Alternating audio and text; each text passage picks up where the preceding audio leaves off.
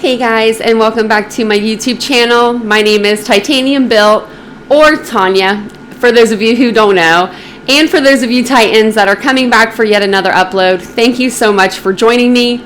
If you haven't yet joined the channel membership, you can do so by clicking the Join Now button in the description or just heading over to the main page. And if you haven't become a subscriber yet of the channel, please do so by clicking that subscribe button below. And if you're feeling awful generous because it is, the holiday season, please give this video a big thumbs up. That way more people can enjoy the video as well. I don't want to keep you guys too long talking about the channel because we do have a really big case to discuss today. And this is the case of Madalina Cojocari. I know I'm pronouncing her last name wrong, but I'm hoping by the end of the case, or hopefully by, in a couple weeks, I'll have it down. Because you know me and names. Sometimes I'm bad at that. So I'm really sorry, Madalina. New information, though, has been released in the case of the missing 11-year-old, and she's missing out of Cornelius, North Carolina. Madalina was reported missing on December 15th, despite not having been seen since 3 weeks before. She was last seen on November 23rd, the day before Thanksgiving, at her home in North Carolina. You heard that right. She was not seen for 3 full weeks before her parents reached out to a school resource officer and reported that their daughter was actually missing. No frantic 911 calls over here, guys. No frantic 911 calls happening. School officials alerted police, as they should. They did their due diligence. They did their job. They alerted police, and they reported her missing. Her mother, Diana Cojocari, and her stepfather, Christopher Palmitter, were both arrested on December 17th, like they should have been, for failure to report the disappearance of a child to law enforcement. Court officials said during her first court appearance, which was today, Tuesday, which is the day that I'm recording this on, and I should have it out by tonight, that Diana had hindered the investigation so far and reluctantly, they said, reported her daughter as missing.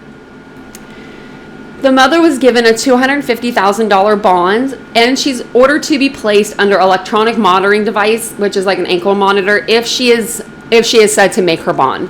I believe the stepfather was given the same punishment, or the bond anyway.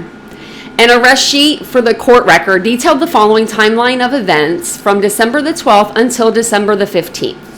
The sheet is based on information provided by Madalina's, I can't say her last name right. So Madalina's mother and her stepfather, the school resource officer, and others. So this is where we're getting all of this information and this timeline for this case. December the 12th, the school resource officer at Bailey Middle School attempted a home visit with the school's 6th grade counselor in reference to Madalina's absence from school since Monday, November the 21st. There was no answer at the door, and a truancy packet was left by the school. On December the 14th, Madalina's mother, Diana, called the counselor and requested a meeting in reference to her daughter. According to the arrest sheet, Diana told the counselor that she would bring Madalina to the school on Thursday and meet with her in reference to the truancy issues. The school resource officer arrived and was advised that Madalina had been missing since November 23rd at approximately 12 p.m. The officer spoke to Diana, who said she last saw Madalina on November 23rd at 10 p.m. at night. She said that Madalina had went into her bedroom to go to sleep. Diana then said that her and her husband, Christopher Palmitter, argued that night, and the next morning he drove to his family's house in Michigan to recover some items. The mother said she went to check in on Madalina around 11:30 a.m. on November 24th and noticed Madalina was not in her room. So They must not be the Thanksgiving type of bunch, I'm assuming, because that would have been Thanksgiving. And if anybody knows anybody with a mother in an oven, they're up at 6 a.m. starting that oven early, they're getting that turkey in there. They're basting the turkey. They're getting the turkey ready. They're doing that thing. So 11:30 a.m. to go check on her, that seems a little late to me, but I don't know. That's when she noticed that Madalina wasn't in her room. Diana said that she waited until 7 p.m. on Saturday, November 26th, when Palmer returned home before asking if he knew where Madalina was. So I guess they don't have cell phones either, where they live. Can't call the police. Can't call your partner. Is our child with you? Our stepchild? Or Palmer said he did not know, and he asked the same question in return, according to the sheet. Well, I don't have her. Do you have her? There should be a testing that goes on when people leave the hospital with babies sometimes, I feel like. When asked why she did not report Madalina missing then, the mother said she was worried it might start a conflict between her and her husband. You don't want any conflicts between you and your husband now, do you? Over your freaking daughter? Heaven forbid. If we weren't talking about a missing child right now, the story would almost be humorous, because it's like, really? Really? The officer asked her to contact her, husband and have him come to the school. The officer then contacted 2 detectives for assistance, according to court records. Because what the frick do you think when this happens to you as an officer? This is December the 15th, at approximately 1:12 p.m., an officer responded to Bailey Middle School, and Diana reported Madalina had been missing since approximately noon on Tuesday, November 22nd. That day, her stepfather, Chris, stated that on November 23rd, he left his home to make a trip to Michigan to pick up items. He said that he did not see Madalina the day that he left, and believed that the last time he saw her was a week before his trip. So do people not ask questions in this household? Do you not wake up and get breakfast going? You got breakfast going. Hey, Johnny. Hey, Madalina. Oh, wait. Hey, Johnny, where's your sister? Or if there's no other sibling, it's even easier to keep track of just one. You just got one to keep track of. Just one. One human. I'm sorry. Sometimes these stories get me a little heated up, a little heated. So he stated that he returned home on November 26th. So no Thanksgiving for him either. And asked Diana where Madalina was, and Diana said that she did not know. I don't know. Her stepfather, Paul Mitter, he then told Diana that he did not know where Madalina was either. You don't know? I don't know. One of those little things. I don't get. Can someone drop in the comments how this would even make sense to even the dumbest criminal? So according to the arrest record, or the arrest sheet, he did state that he asked Diana if she had seen Madalina, and she said no, and she said, did you see her? And he said no. So that's what we're up, but we're all caught up now.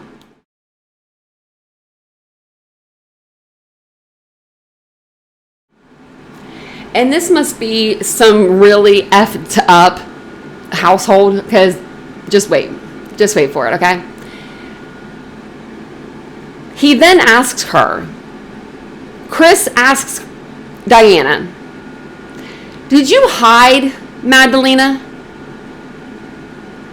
Diana asks Chris, no, did you hide Madalina? They both said no. Chris did not report her missing to the police at that time, court records state. Still didn't report her missing. He stated he spoke with Diana several times about Madalina's whereabouts over the next 3 weeks, and both stated that they did not know where she was, but they did not contact the police to report the child missing. They thought, well, she'll just show up, it's kind of like when you feed a stray cat, you feed a stray cat, and then they always come back because they know where their food is. They probably just did that. Just throw out some breadcrumbs. She'll come home. She'll find her way back. She'll be fine. The Cornelius Police Department, the Federal Bureau of Investigation, and the State Bureau of Investigation are searching for the child because obviously her parents are not. Madalina weighs approximately 90 pounds and was last seen wearing jeans, pink and purple and white Adidas shoes, and a white t-shirt and jacket. And I will have her picture up right here on the end of at the end of the video for you guys. Anyone with information about this little girl's whereabouts or anything regarding this little girl, please reach out to Cornelius Police Department at 704-892-7773 or the North Mecklenburg Crime Stoppers at 704-896-7867. Anytime that we do a live over Madalina, we will make sure we will have that scrolling on the bottom. If anybody has any information and can contact the police with that information, that would be great. That would be dire in this case, actually. Right now, we don't know where poor Madalina is. That's the end of the story right now. They, as in her parents, her stepfather and her mother, have not stated where she is, and no one's been able to find her. I wish I lived in North Carolina. I would go there and I would help search for her myself. But unfortunately, I'm in Ohio. So hopefully there's creators that are out there from around the area that can go and help, that actually, do help and not just cause, more ruckus than what needs to be. But that is all that I have for you guys for today. Thank you for joining me. This is a sad story, and this is a hard story to cover because her parents aren't saying where she's at. This is giving me like Lori Vallow vibes, and I don't like it. I don't like it at all. So if you guys did appreciate the video, please hit that subscribe button, hit the like button, that way more people can enjoy it.